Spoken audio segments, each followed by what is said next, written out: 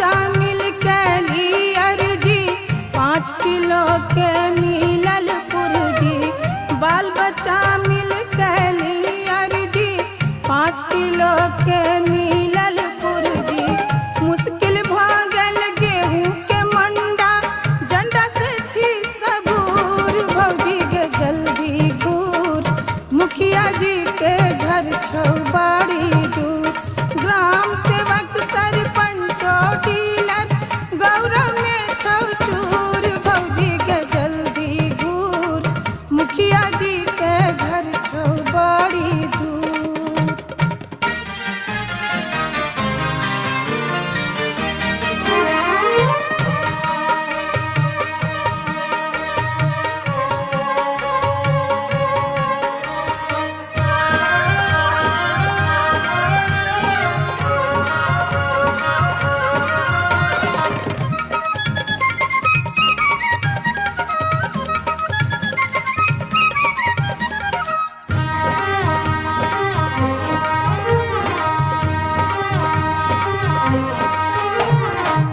बंद की थाली पहुँची बाली डीलर मुझरका के नीको न चाली।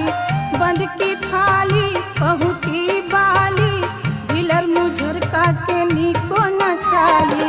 छोड़ा 36 चुरकुट फारे डांटे मियाँ ससुर। भौजी के जल्दी दूर मुखिया जी के घर छौ बड़ी दूर। ग्राम सेवक सरपंचो डीलर गौरव में छौ चूर। भौजी के जल्दी दूर मुखिया जी के घर छौ बड़ी दूर।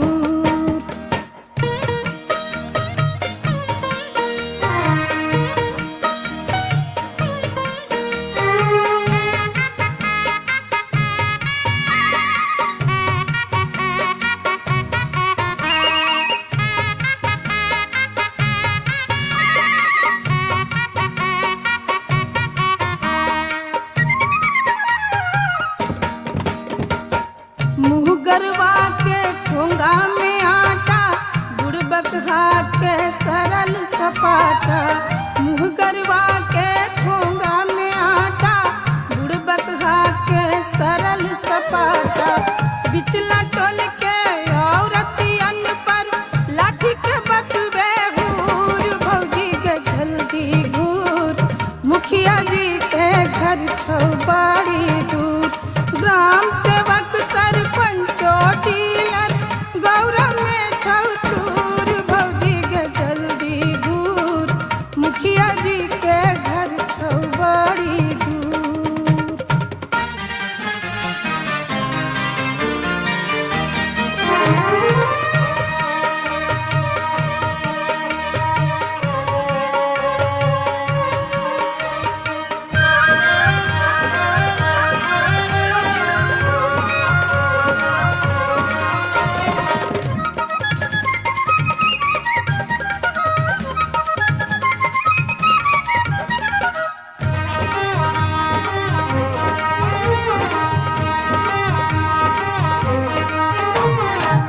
बेटी पुतहू बुढ़िया नानी मुखिया समझे नौरी बानी। बेटी पुतहू बुढ़िया नानी मुखिया समझे नौरी बानी। पंडित पुरोहित बड़का घराना में दूध भरा मंजूर। भौजी के जल्दी घूर मुखिया जी के घर छौ बड़ी दूर।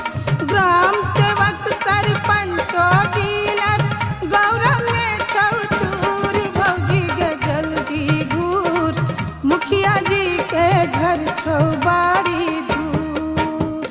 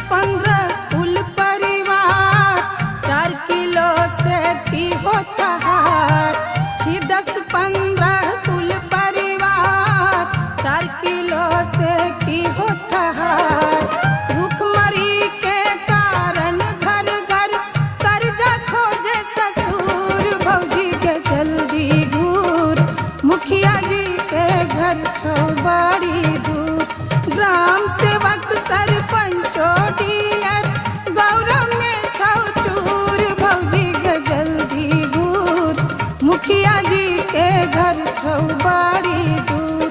भौजी गे जल्दी घूर, मुखिया जी के घर छौ बड़ी दूर। मुखिया जी के घर छौ बड़ी दूर। मुखिया जी के घर छौ बड़ी दूर।